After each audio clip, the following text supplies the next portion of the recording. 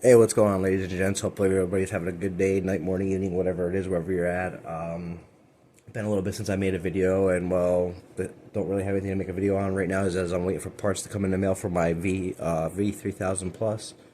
Long story short, I'm always scouring YouTube looking at different things or so and so, but I don't know why I came across this whole gig with Frame Chasers on the new King EK Nucleus Direct Die 14900K. But there's a reason why I'm choosing to do this video with him on this one is for the simple fact that if he actually pulls in and uses the Iceman Direct Die water block for a 14900K, which I actually own the Iceman Direct Die water block, which, give me one second, there it is right there. And yes, I am having a cigarette while I'm making this video, so it is what it is. Can't deal with it, I don't know what to tell you. But neither here nor there, just wanted to see what he says about it, and yeah, that's pretty much gonna see what's up with it. So, whatever he says it's wrong, I'm definitely gonna take it to address because we're going direct die, and well, that's all I really do now is direct die and custom water cooling, so here we go.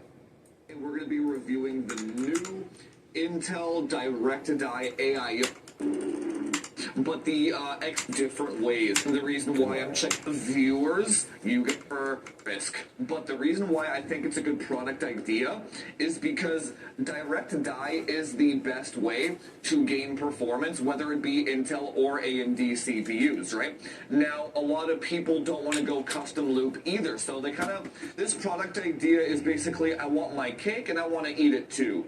But obviously for More or less, and not to disrespect those who use AIOs, and if you feel disrespected, I apologize in advance.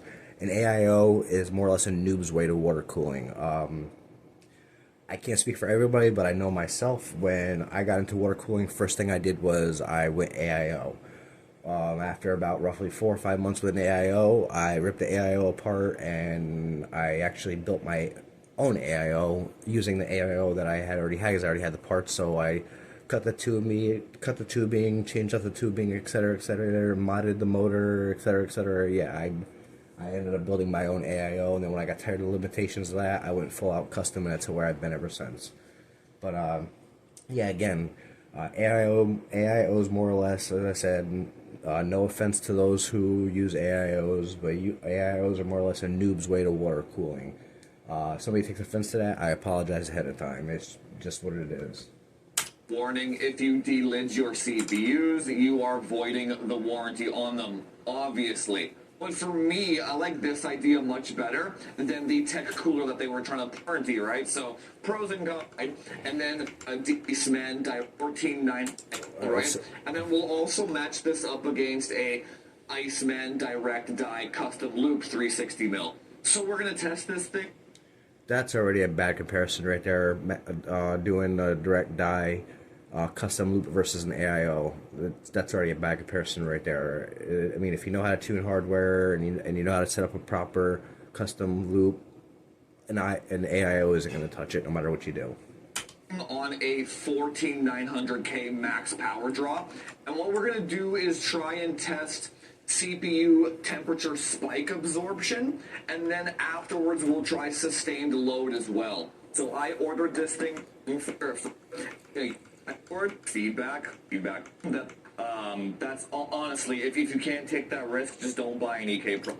The parts of the video I skip through don't even matter here. They're irrelevant to the point of this video. So I mean, if you really want to watch if you really want to watch Frame Chaser's video to find out everything that he said on this nonsense here, I'm more or less going after the results he gets out of this stuff. So, and then whatever results I find that he gets when he shows it to him, I'm also going to speak on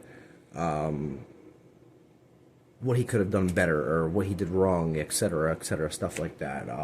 In this case of doing direct die and water cooling, he's 100% speaking on grounds that I've been on for years. I mean, we all make mistakes at time to time. It doesn't matter, but the longer you do it, the more experience you get in it. And yeah, Product. It's That's not me talking funny, right? You're from Thermal. This link to the game PK, the packaging, put a lot to get, right? It's going to come down to your mounting pressure, whether you break your die or not. I guess that.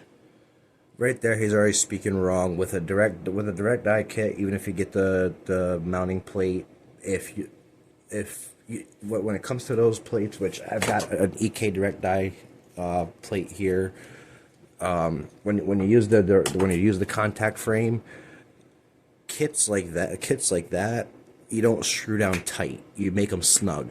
Even if you watch the video where the guy from EK does installation of this water block here, which is from EK as well, they tell you point blank, you don't go crazy tightening it down, you just snug it down. So him talking about cracking dies, that's 100% his user error, because you're not supposed to crank it down on them.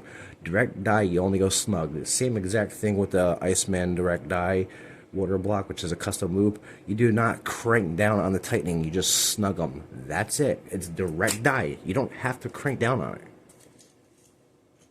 Include another front plate here in case. Sorry, it's not that you don't have to. It's not designed to be cranked down on like a regular water block that's not direct die. You wanted to get rid of the inner field. So yes, he's wrong there. This is kind of a weird design here. Did the body? I don't really care about the design of anything. Because it's the only off with regular contact frame and this MSI AIO, because it's the only AIO I have, and it actually works out because this is kind of an entry level AIO, and it actually performs quite well for the dollar. That fired it up. Chaser's memory is. Oh, look how beautiful that frame chaser's memory is. Oh. Sorry, bro, but my Iceman's direct die RAM water block puts that shit to shame, point blank. Which I'll show you that too right now. Frame Chaser's got nothing on Iceman direct die water blocks.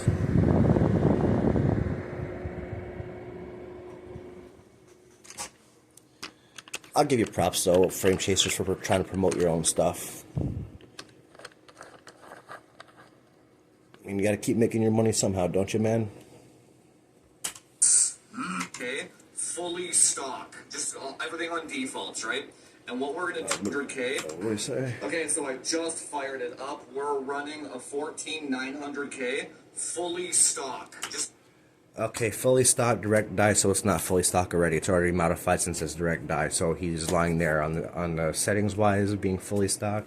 It means the CPU point blank is way out of tune, because every CPU, it does not matter if it's AMD or if it's Intel, they are always so far out of tune, as both AMD and Intel do the exact same thing.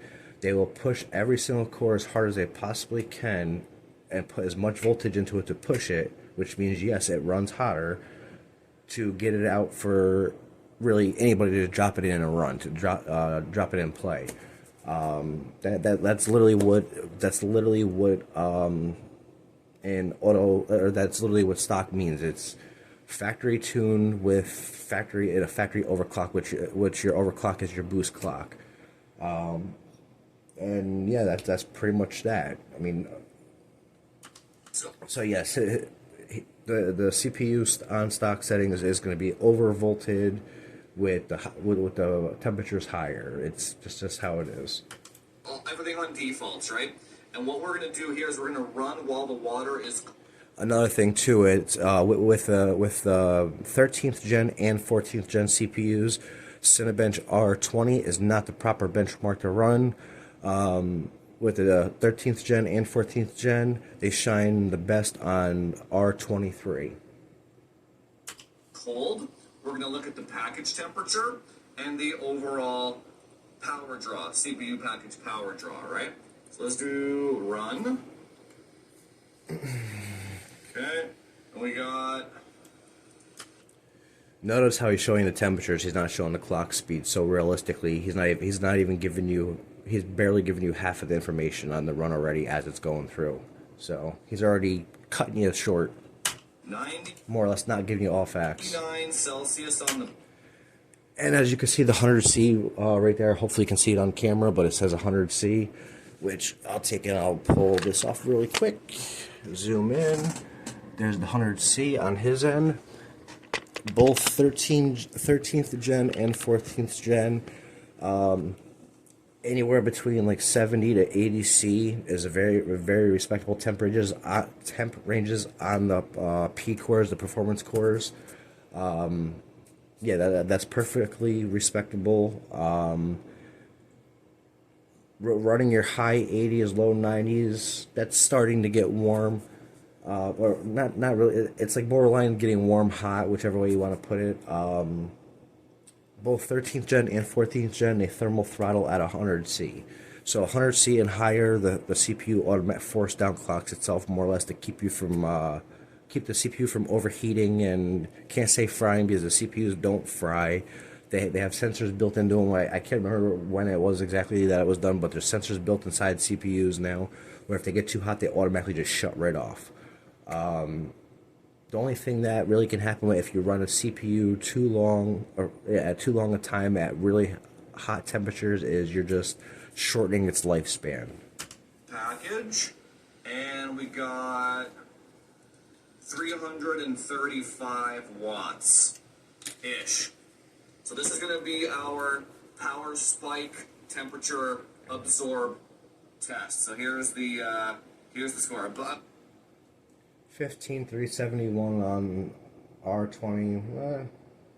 In my opinion, that's kind of low. Because I already did a R20 run on 2 R20 runs on my end before I even started doing this video, and I suppressed 16,000 by a long shot. So, but I'm not factory tuned either. I've actually got my CPU dialed in. Again, this is all. And my CPU is a 14900 KF. It's the exact same CPU as the K. The only difference is the KF does not have a built-in graphics. So yes, it overclocks a little bit more. It overclocks it overclocks a little bit more. But let's keep going. So this is the score. So let's do a sustained now. Okay, so for the sustained, we're just running IDA64 CPU stress test. It's pulling 245 watts. This is more than any game would pull, but it's not more than what a Last of Us shader install would pull, right? And then package temp is 83 right now while the water is cold. So we'll come back in 20-30 minutes or so. Okay, so it's been about 35 minutes here, and package temperature only went up about, it's gonna handle 250 watts, and we've got a core 5 pump, costs about the blue, you just don't care. Right? For my 360, we just fired it up. The Iceman direct dye water block, exactly what I have. I love that water block, worth every penny. We got the direct dye Iceman thing going here on the 360 mil with the fans. Now let's run Cinebench quickly while the water is cold. Something else you got to keep in mind with custom loops is with custom loops, the shorter your piping actually is, the better your temperatures are going to be, for the simple fact of your liquid, when it leaves your water block, it's going to the radiators quicker. The longer the piping is, the more overall heat that's got to be dealt with. The shorter the runs, the better your temperatures are going to be. Hold. See what happens. Run. Package. So we're at 69 degrees, 70 degrees Celsius, and we're at 315 watts. Degrees Celsius drop. Yeah, I mean, and the score improved a little bit. I mean, yeah, the Iceman is just too good, man.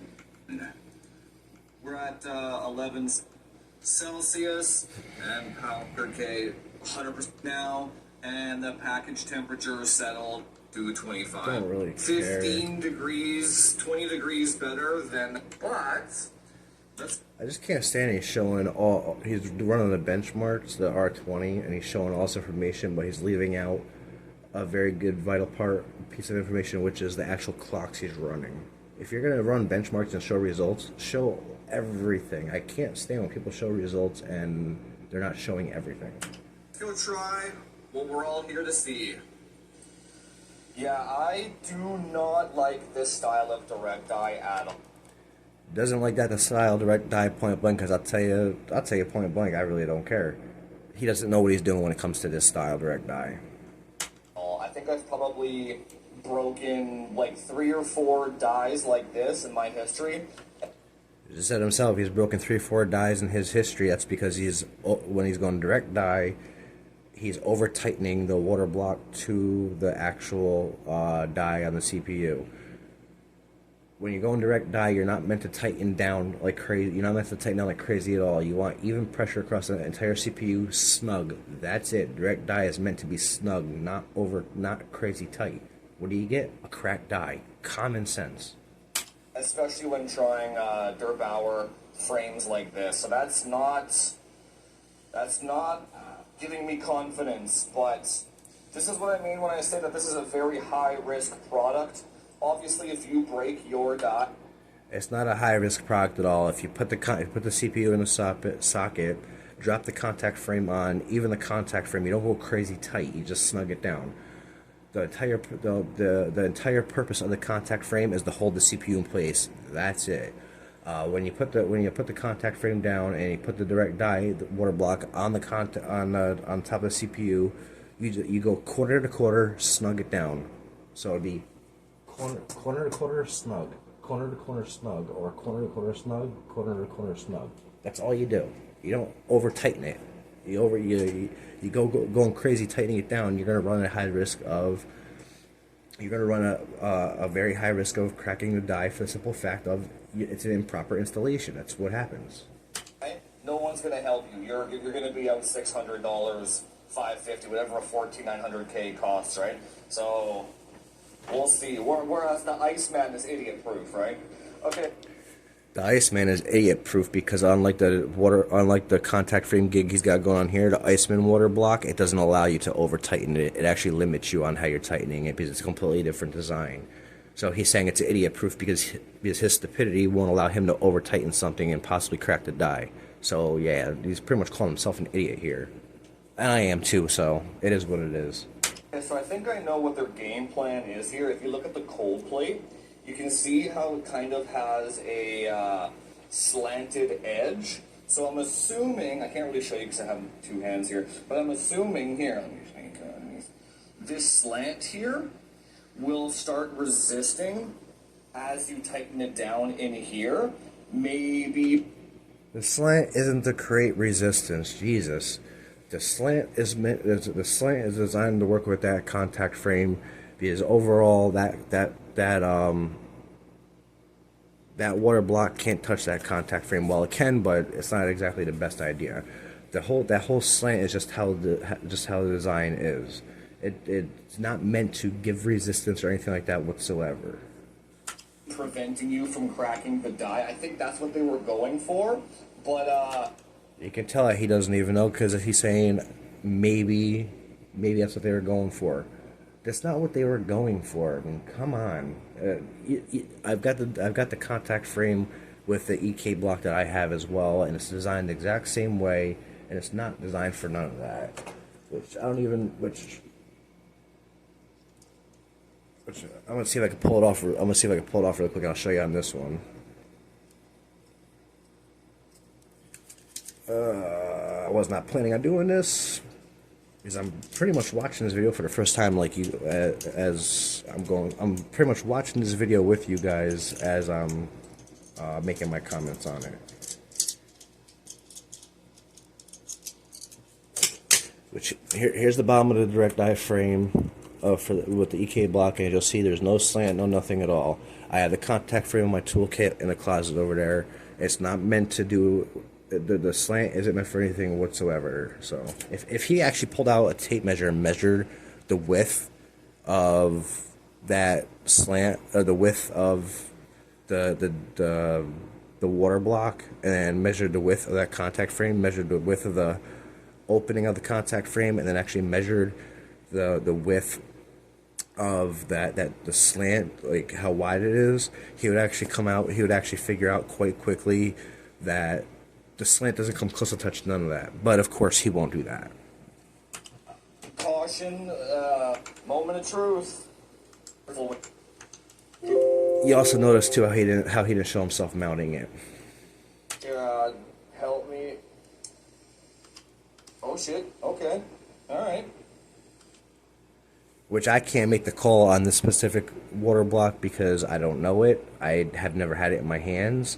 My I don't depend on people who have subscribed to my channel to give me donations to buy this stuff. It's all out of my pocket. So I mean, I don't have it in my hands to see if these screws have a limit built into them. Because some screws, I know, like I believe it is my Optimus water block. I believe it is that those screws actually have limitations on them to where you can only go down so far before they just stop. Okay. Okay. Okay. Okay. That's not bad. Okay. I mean, it looks fine. I wish I could describe to you guys how tight I put it down. You don't want to run the Cinebench blind, is what I'm saying. Power draw. Okay, here we go. While the water is cold. Let's go.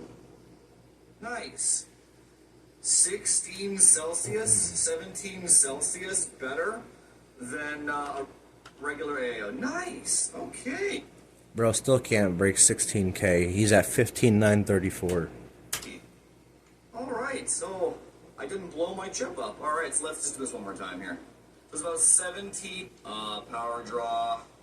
The Iceman, but still pretty good. Okay, we're gonna do sustained load now, and split it AIO instead of 85.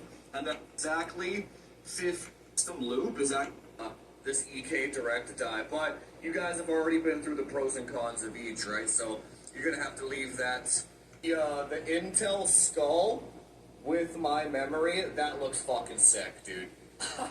I would honestly almost. My opinion, my Iceman direct die with the Iceman water block makes that look like shit. Just my opinion. Just run the 15 Celsius hotter just to be able to have the skull. That is so cool, man. I love the Intel skull. It's just kind of shit, man, for me. Okay, package temperature. It's about a copper radiator. Say 3 to 4 Celsius radiator aiming sessions. You're really losing out when it comes to temperature spike absorption. We'll do, and oh yeah, okay. Yeah, that's pretty good. It made full contact. Yeah. He's actually using way too much liquid metal on that. Yeah, there you go. You can see kind of the outline of the die. So they did a good job with that. And how I'm able to tell he used too much liquid metal is you can actually see it in certain spots. I mean, I'm sorry I can't get a picture perfect because, well, it's his video and I got it set on HD, but it's as clear as it's going to get because it's HD.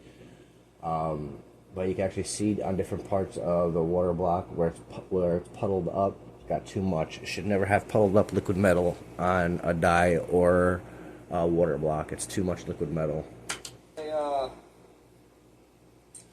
Maybe I could have done it a little tighter actually up top here, but yeah, it made full contact with the whole die. All right. So yeah, you do not have to do this that tight. That's all I'll say. You do not have to crank this thing down with a screwdriver. So overall final verdict on this product, I give it a thumbs up. I think it does what it's supposed to do, right? They made it as plug and play and as easy to install as possible. You guys know the risks, but I don't think they could have done any better when it comes to a product like this, though, right? It is what it is. And the price that they're asking for this is quite good, too, right? They're not milking you for all you're worth. So, yeah, I would say, obviously not as good as a custom loop, but Well, overall, since I don't even know what that thing costs. Let's see what it actually costs. I don't even know what it costs. 184, then you add your tax in, you're going to be about $200.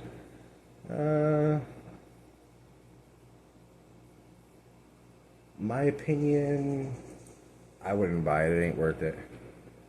But Iceman, that's just but me. it definitely does have a place in the market right in between there. So if you were looking to delid and lap your CPU anyway, and you were going to use an AIO, then you might as well pick this thing up because this is the best performance that you're going to get outside of a custom loop, right? Again, just be careful with the mounting pressure. The reason I'm hesitant to recommend this product outright is You don't have to be careful of the mounting pressure. He's going to keep pushing this because of his lack of experience with direct die. With direct die, you just snug it. You don't crank it down. That's all you do is snug it, you crank it down.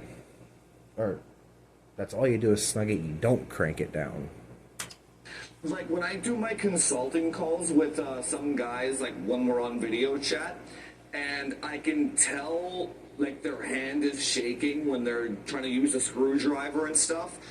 Like there's a lot of people that this product is not for. Okay, you should be self-aware enough to know if something like this, if you can make it work. Realistically, to be factual about it, if you're able to delid a CPU, you can use this, the AIO, blindfolded. I mean, once you delid your first CPU, then you see what it takes, and you get the experience of doing it. Doing this direct die AIO is going to be a walk in the park for you. The hardest part is going to be doing the delidding. I mean, learning how to do that, which is not even really hard. It's just a matter of when you first start doing it. Obviously, buy yourself a couple really cheap garbage CPUs that you never intend on using, and practice delidding them. That's it. Like if you don't know how to do your own oil change on your car, this is not for you. I love it when people start bringing the automotive industry into computers. That's every time I hear that, it just makes me laugh. You cannot say you don't know what the hell you're talking about any more than that. But if you're an advanced user and you've been doing this kind of stuff for many, many years and you've built 20 PCs and you've delidded 20 CPUs, no problem, then I have no problem recommending this product. 2 thumbs ups. Once again,